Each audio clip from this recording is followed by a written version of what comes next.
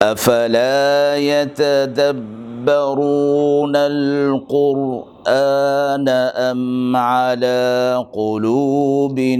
اقفالها، تو کیا یہ لوگ قرآن میں غور نہیں کرتے یا دلوں پر قفل لگ رہے ہیں؟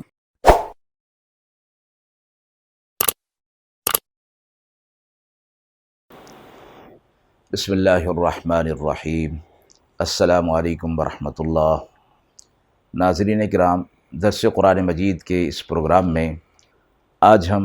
سورۃ النساء کی آیت نمبر 5 سے ابتدا کر رہے ہیں۔ اعوذ باللہ من الشیطان الرجیم، بسم اللہ الرحمن الرحیم۔ وَلَا تُؤْتُوا السُّفَهَاءَ أَمْوَالَكُمُ الَّتِي جَعَلَ اللَّهُ لَكُمْ قِيَامًا وَارْزُقُوهُمْ فِيهَا وَاكْسُوهُمْ وَقُولُوا لَهُمْ قَوْلًا مَعْرُوفًا۔ آیت مبارکہ کا ترجمہ۔ اور بے عقل اور ناسمجھ کو اپنا وہ مال نہ دو جس مال کو اللہ نے تمہارے لیے گزر کا سبب بنایا ہے، اور ان کو اس میں سے کھلاتے اور پہناتے رہو اور ان سے معقول بات کہتے رہو۔ گزشتہ آیات میں یتیم کو ان کا مال سپرد کر دینے کی بات تھی، اور ان کا مال نہ کھانا اور ان کے مال کو ناجائز طور پر لینا کی وعید اور اس پر گناہ عظیم کا ذکر تھا۔ اس آیت میں بظاہر تو یہ معلوم ان آیات سے تو بظاہر یہ معلوم ہوتا ہے کہ یتیم کو اس کا مال سپرد کر دینا چاہیے، چاہے وہ یتیم جس حالت میں بھی ہو۔ اب وہ سرپرست اور ولی اس بات کے ذمہ دار نہیں کہ اس مال کا کیا بنتا ہے، وہ یتیم اس کو سنبھال سکتا ہے یا نہیں سنبھال سکتا، بلکہ وہ اپنے اوپر سے فرض ادا کر دیں اور وہ یتیم کے حوالے کر دیں۔ اس آیت سے بظاہر یہ معلوم ہوتا تھا، اس کی تردید کر دی گئی اس آیت میں، اس بات کو مزید واضح کر دیا گیا، سمجھا دیا گیا کہ یتیم کو مال کس طرح جو ہے وہ دینا ہے۔ جیسے کہ ترجمے سے معلوم ہوا کہ فرمایا گیا کہ ناسمجھ اور بے عقلوں کو ان کا مال سپرد نہ کرو۔ مال کی حفاظت کا داعیہ دل کے اندر پیدا کیا جا رہا ہے، اور دوسری طرف یہ بات بھی بتائی جا رہی ہے کہ بہت سے لوگ ایسے بھی ہوتے ہیں کہ جو اپنی ناسمجھ اولاد کو اپنے مال حوالے کر دیتے ہیں، اور وہ ان کی ناسمجھ اولاد اس مال کو ضائع کر دیتی ہے، جس کی وجہ سے ان کا نقصان بھی ہوتا ہے اور بعض اوقات مفلسی تک بھی بات پہنچ جاتی ہے۔ اور یہ ناسمجھی کی بات ہے کہ ایک آدمی جو کہ گھر کا سربراہ ہے یا سرپرست ہے، ولی ہے، وہ اپنا مال ان بے عقلوں کے حوالے کر دے۔ اسی طرح یہ عام بات ہے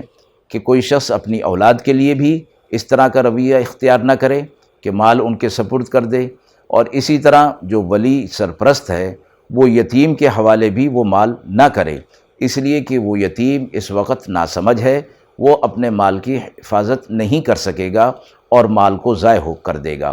تو یتیم کی بہرحال ہر حوالے سے خیر خواہی ان کے دل کے اندر ہونی چاہیے، اور مال کو اپنے پاس ہی رکھے اور مال کی حفاظت کرے۔ مفسر قرآن حضرت عبداللہ بن عباس رضی اللہ تعالی عنہ فرماتے ہیں کہ قرآن مجید کی اس آیت میں یہ ہدایت فرمائی گئی ہے کہ اپنا پورا مال کم عقل بچوں اور عورتوں کے سپرد کر کے ان کے محتاج نہ بنو، بلکہ اللہ تعالیٰ نے تم کو قوام اور جو منتظم اور نگران بنایا ہے، تم مال کی خود حفاظت کرو اور بقدر ضرورت ان پر خرچ کرتے رہو، انہیں کھلاتے پلاتے رہو۔ البتہ یتیم کے حوالے سے فرمایا گیا یہ اپنی اولاد جب سمجھداری کی عمر کو پہنچ جائے، اور سمجھداری کے لیے بھی اگلی آیات کے اندر بھی اس کی ہدایت آ رہی ہیں کہ سمجھداری کہا کس کو جاتا ہے، اور سمجھداری کی عمر کیا ہوتی ہے، اور سمجھداری کن کن چیزوں سے ظاہر ہوتی ہے، اس کی تفصیل اگلی آیت کے اندر آ رہی ہے۔ تم ان کے اوپر اس مال میں سے خرچ کرتے رہو، اس مال کی حفاظت بھی ہوتی رہے گی، اور یتیم یا اپنی اولاد کی پرورش اور نگہداشت بھی ہوتی رہے گی۔ اگر وہ مال یعنی یتیم، اپنی اولاد تو اپنے ماں باپ کے مال کو اپنے قبضے میں لینے کی بات نہیں کرتی، لیکن یتیم اگر کسی ولی کے پاس، سرپرست کے پاس رہتے ہوئے اپنے مال کا مطالبہ کرے کہ میرا والد جو فوت ہو گیا اور میرا مال چھوڑ گیا وہ مجھے مال دیا جائے، جبکہ یتیم اس کی حفاظت کرنے کا اہل نہیں ہے، تو فرمایا کہ اگر وہ مطالبہ کریں کہ ہمارا مال ہمارے حوالے کر دو، تو فرمایا قولوا لهم قولا معروفا، اور ان سے تم اچھی بات کرو، ان کے ساتھ تم اچھی بات کرو، یعنی یہ کہ بیٹا مال تمہارا ہمارے پاس ہے اور حفاظت کے ساتھ ہم نے رکھ لیا ہے، جب تم اس کی حفاظت کے قابل ہو جاؤ گے تو پھر ہم یہ مال تمہارے حوالے کر دیں گے، ابھی تمہارے اندر وہ بات نہیں ہے کہ جس سے تم اپنے مال کی حفاظت کرو۔ مفسرین نے فرمایا قولوا لهم قولا معروفا کا یہ مطلب ہے جس سے ان کو سمجھا دیا جائے تاکہ ان کے دل میں یہ بات نہ آئے کہ ہمارا مال ہمیں نہیں مل رہا اور دل شکنی ان کی ہو رہی ہو، یا وہ یہ سمجھیں کہ ان کا ولی یا ان کا سرپرست جو ہے ان کا مال ان کے حوالے نہیں کرنا چاہتا، اور بدخواہی یا بدگمانی، بدظنی دل کے اندر پیدا ہو، تو فرمایا اس چیز سے بچتے رہو۔ وَارْزُقُوهُمْ فِيهَا، ان کو کھلاتے بھی رہو، وَاكْسُوهُمْ فِيهَا، اور انہیں پہلاتے بھی رہو۔ کھلانا پلانا یعنی زندگی کی جو ضروریات ہیں وہ ان کو اسی میں سے، ان کے مال میں سے بھی کر سکتے ہو۔ اگر سرپرست مفلس ہے، غنی نہیں ہے، تو ان کے مال میں سے ان کی جو ضروریات ہیں وہ پوری کر سکتا ہے، اور اگر اللہ نے اسے غنی بنایا ہے تو پھر یتیم کے مال میں سے کچھ نہ لے بلکہ اپنا مال ان کے کھلانے پلانے اور ان کی نگہداشت پر خرچ کرے۔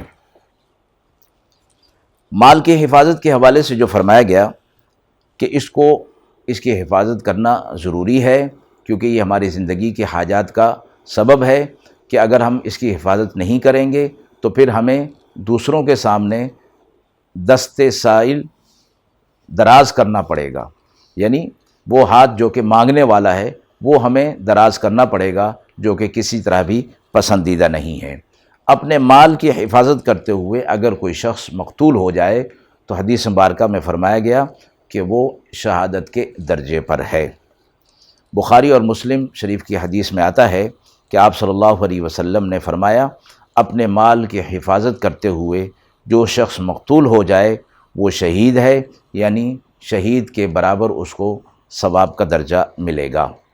یہاں یہ فرمایا گیا کہ صالح اور متقی آدمی کے پاس اگر مال ہوگا وہ تو اس کو ضائع نہیں کرتا، وہ تو اس کی حفاظت کرتا ہے اور ان کو ان کاموں میں خرچ کرتا ہے جن کاموں میں اللہ نے اس کو خرچ کرنے کا حکم دیا ہے۔ البتہ جس کے دل میں دنیا کی محبت ہوتی ہے اور آخرت کا خیال نہیں ہوتا، وہ اس مال کو دنیا کے کاموں میں خرچ کر کے اپنے مال کو ضائع کر رہا ہوتا ہے، تو یہ اس کے لیے بھی تنبیہ ہے کہ وہ مال کی حفاظت کرے اور ایسے کاموں میں خرچ کرے کہ جو واقعتاً اس کی ضرورت ہو یا اس کی آل اولاد کی ضرورت ہو۔ اور فرمایا گیا کہ اگر آج کے زمانے میں ہم مال کی حفاظت نہیں کرتے ہیں تو پہلے وقتوں میں یہ ہوتا تھا کہ مال لوگ اپنے پاس زیادہ جمع نہیں رکھتے تھے بلکہ اس کو تقویٰ کے خلاف سمجھتے تھے۔ فقہا نے فرمایا ہے کہ فی زمانہ مال کو جمع رکھنا اور وقت ضرورت اپنی ضروریات پر خرچ کرنا یہ ضروری ہے کہ کسی سے کچھ سوال نہ کرنا پڑے اور مانگنا نہ پڑے، تو اس حوالے سے مال کو جمع رکھنا برا نہیں ہے۔ اور فرمایا کہ اگر حاجت پیش آ گئی تو انسان سب سے پہلے اپنی حاجت کو پوری کرنے کے لیے اپنے دین کو خرچ کرے گا۔ مطلب یہ کہ حاجت پوری کرنے کی اہمیت دین پر چلنے سے زیادہ ہو جائے گی اس کے لیے، اس لیے آج ہم دیکھتے ہیں کہ لوگ دین پر چلنے کو ترجیح کم دیتے ہیں اور اپنی حاجات کو پورا کرنا یہ زیادہ ضروری سمجھتے ہیں، اور ظاہر ہے کہ حاجات کا پورا کرنا پیسوں پر ہی موقوف ہے، اس لیے مال کی حفاظت کا ذکر اس آیت کے اندر فرمایا گیا ہے۔ وآخر دعوانا ان الحمد للہ رب العالمین۔